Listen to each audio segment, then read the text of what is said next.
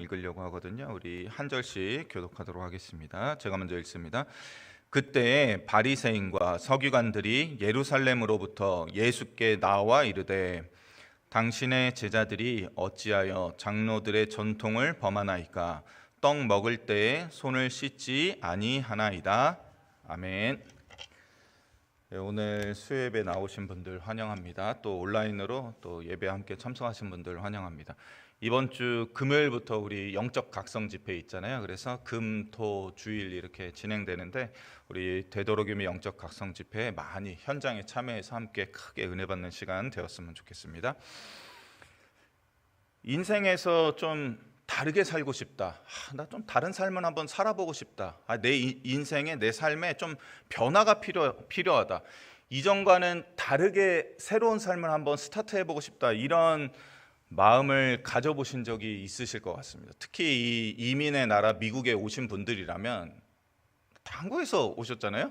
네, 뭐 2세 분들도 계시겠지만 우리가 여기까지 온 이유는 다른 삶을 한번 시작해보자. 저기 가서 새로운 인생, 그런 것을 우리가 꿈꾸기 때문에 이곳에 온 것 아니겠습니까? 저도 새로운 목회를 해보자, 또 새로운 곳에 목회를 배워보자 하는 마음으로 캐나다에 갔다가 또 여기 미국까지 오게 된 것인데, 근데 성경을 읽다 보면, 특히 이 복음서를 읽다 보면 예수님께서 가르치시고 전파하시는 이 복음의 메시지로 인해서 정말 너무나도 많이, 그리고 참으로 깊은 이 도전을 받게 된다는 것입니다.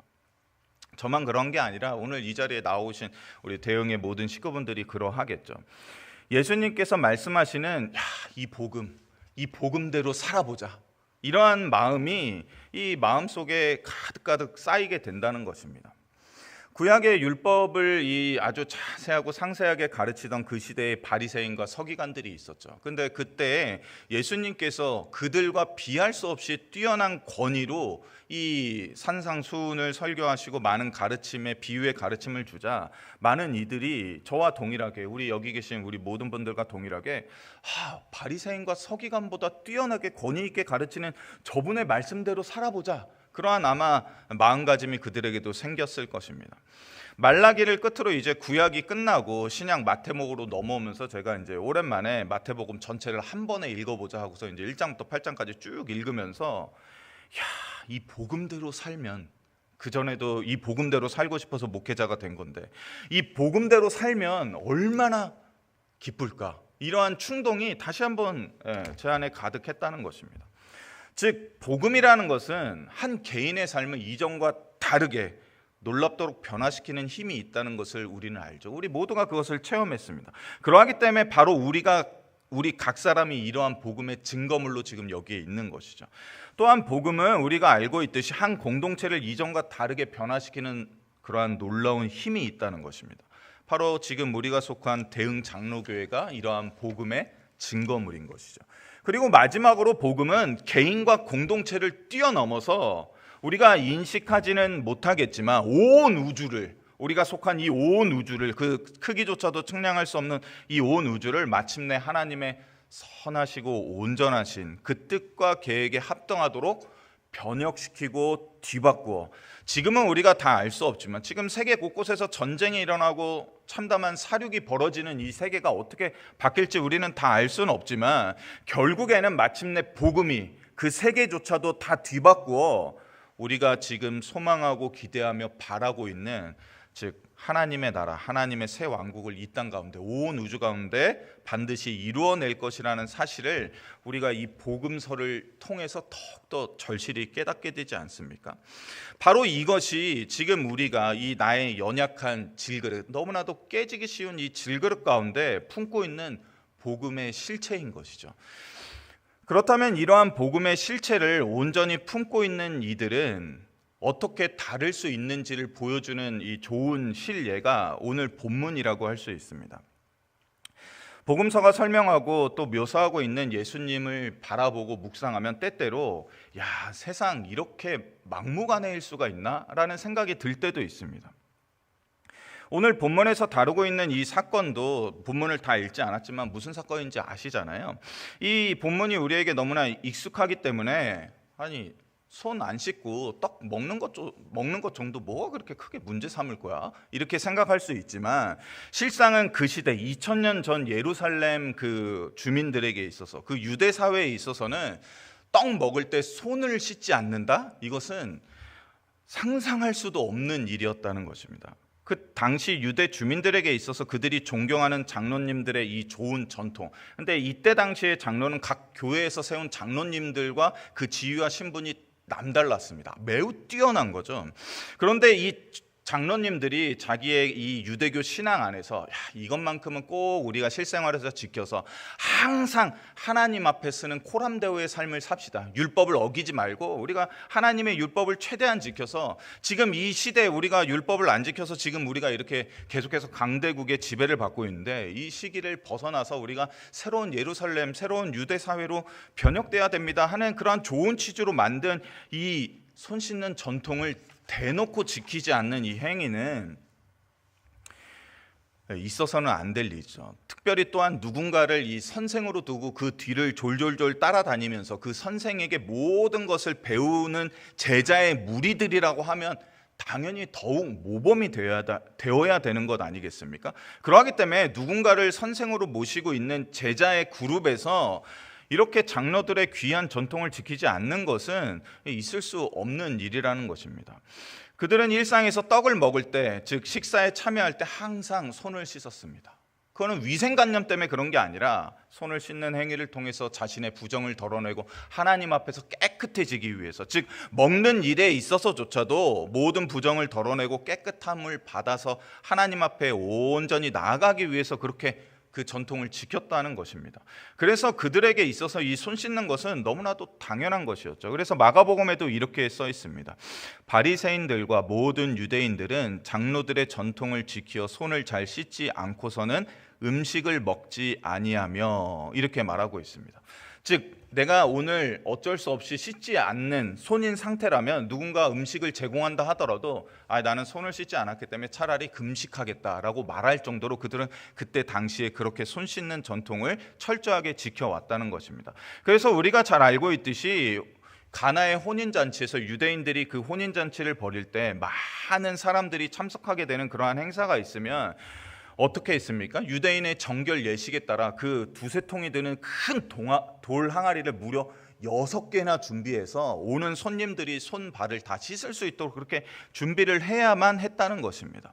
또한 누가복음에도 예수님을 초대한 바리새인이 예수님을 초대하고 음식을 제공할 때 예수님께서 손을 씻는 행위, 정결 행위를 하지 않고 음식을 먹인 것을 보고 이상히 여겼다 이렇게 누가복음에 기록하고 있는데 이 본문은 그냥 이상하네 라고 번역하기보다는 바리새인이 예수님의 그러한 행동을 보고 매우 크게 놀라서 입이 다물어지지 않았다라고 번역하는 게 우리에게 좀 더 와닿는 표현일 것입니다. 그러하였기에 이 문제를 심각하게 여긴 이 바리새인과 서기관들이, 특별히 이들은 어디에 있었냐면 이스라엘의 신앙과 삶의 중심이 되는 예루살렘에 있던 자들인데 그 예루살렘으로부터 파송되어서 북쪽으로 저 시골 변방 갈릴리 게네사렛 땅까지 찾아옵니다. 얼마나 먼 거리를 찾아왔습니까? 그러니까 대단히 이를 심각하고 중하게 여겼다는 것을 알 수 있는 대목이죠. 그리고 와서 바리새인과 서기관들이 예수께 이렇게 항변합니다. 당신의 제자들이 당신이 가르치며 모범을 보여서 이렇게 가르치는 제자들이 어찌하여 장로들의 전통을 범하나이까? 줄곧 들려오는 소식이 있는데 떡 먹을 때 손을 씻지 않는다고 하더라고요. 이렇게 항의합니다. 떡 먹을 때 손을 씻지 않는 문제는 그러하기 때문에 위생상의 문제거나 단순히 한 개인의 식습관에 대한 문제가 아니라 지금 온 유대인들이 지금까지 지키며 따라온, 즉 유대인이라면 마땅히 지켜야 할 전통이고 이 전통은 다른 누구로부터가 아니라 유대 사회에 존경받는 장로들, 즉 신앙의 선배들이라고 말하는 그 장로님들로 통하여서 만들어지고 세워진 것인데 어찌하여 이를 어깁니까? 이렇게 항변하는 것입니다. 이것은 분명히 문제가 됩니다. 어떻게 처리를 해 주십시오라고 말하고 있는 것이죠. 그런데 이후에 이어지는 본문을 통해서 예수님의 가르침을 통하여서 우리는 더 본질적이며 더 근본적인, 즉 사람이나 조직, 심지어 문화나 간습에 근거한 그 무엇이 아니라 오직 하나님의 말씀에 뿌리를 둔 참 복음이 말하는 바가 무엇인지를 예수님의 가르침을 통하여서 배우게 되죠. 우리 주님께서는 이렇게 말씀하셨습니다. 너희는 어찌하여 그렇다면 너희의 전통으로 하나님의 계명을 범하느냐. 너희의 전통으로 하나님의 말씀을 폐하는도다. 입술로는 나를 공경하되 마음은 내게서 멀도다. 사람의 계명으로 교훈을 삼아 가르치니 나를 헛되이 경배하는 것이다.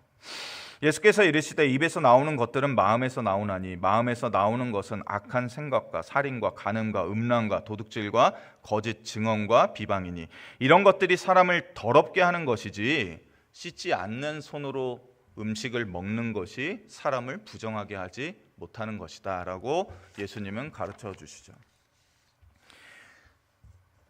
유대인의 이 장로님들의 전통을 따라서 손 씻는 거, 그게 나쁜 것입니까? 솔직히 한번 생각해 보면, 아니 음식 먹을 때 손 좀 씻어줄 수 있잖아요. 예수님께 이렇게 바리새인과 서기관들이 예루살렘에서부터 왔다면 이 문제 정말 심각하게 바라보고 있구나. 그러면 앞으로는 제자들한테 꼭 손 씻으라고 할게요. 먹기 전에 항상 물을 준비해서 손 씻으라고 할게요. 손 씻는 게 그렇게 어렵습니까?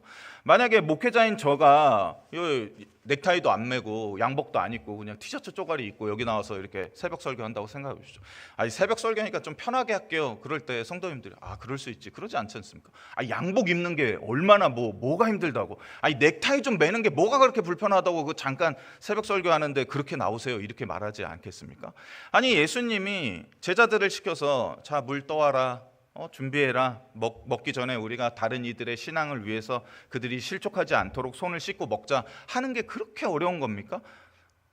그런데 예수님은 그렇게 하지 아니하시고 참 복음이 무엇인지, 너희가 지금까지 그렇게 붙들고 있던 관습과 전통과 교회의 질서, 그 모든 것들이 실상은 오히려 하나님의 말씀을 범하는 거였다. 그렇다면 내가 굳이 거기에 응해줄 필요는 없을 것 같다라고 말씀하시는 것입니다.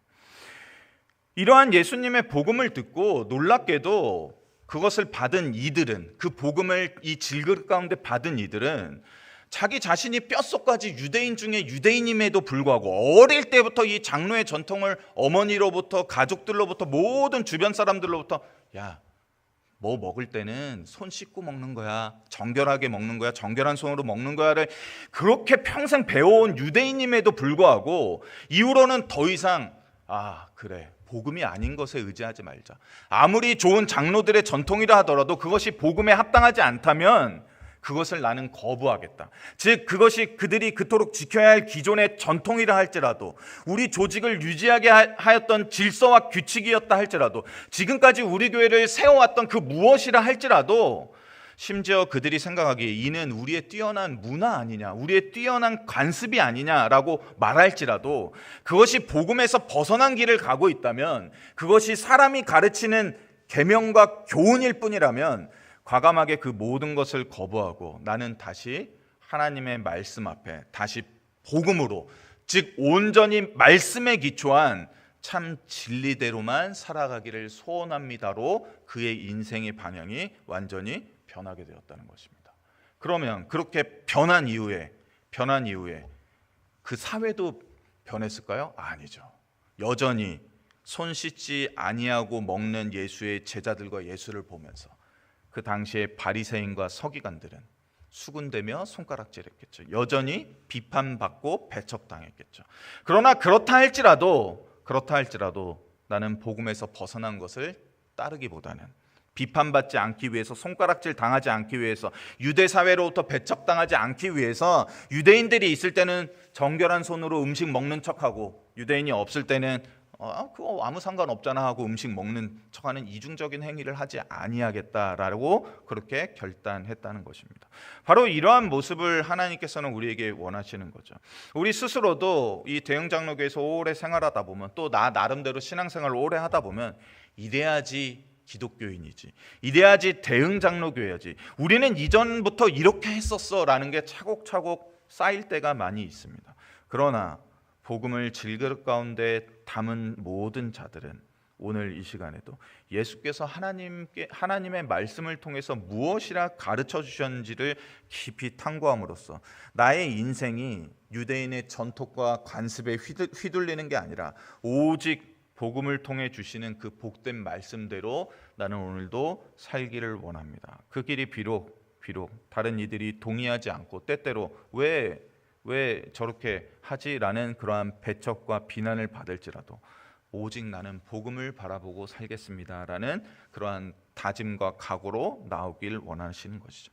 그래서 때때로 기독교는 세상의 관습과 전통도 어떻게 합니까?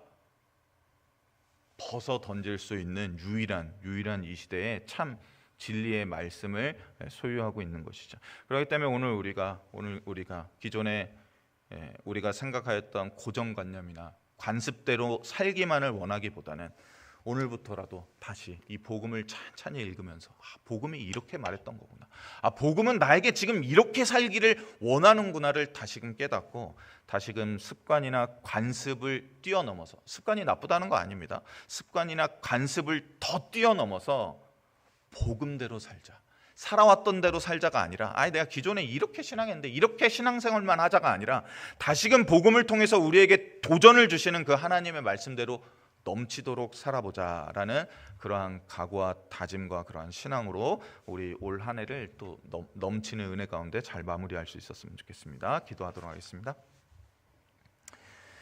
하나님 아버지, 우리의 신앙생활이 그동안의 습관과 관습과 관념에만 사로잡혀서 그렇게 반복적으로 아무런 변화 없이 그렇게 살아온 것이 아닌지 돌아볼 수 있게 도와주시옵소서.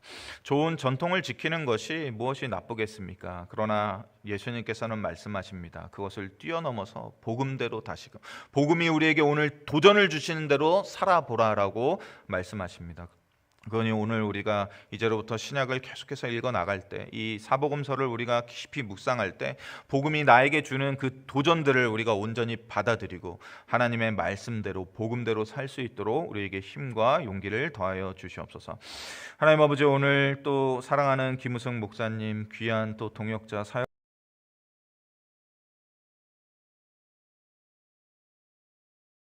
사역자로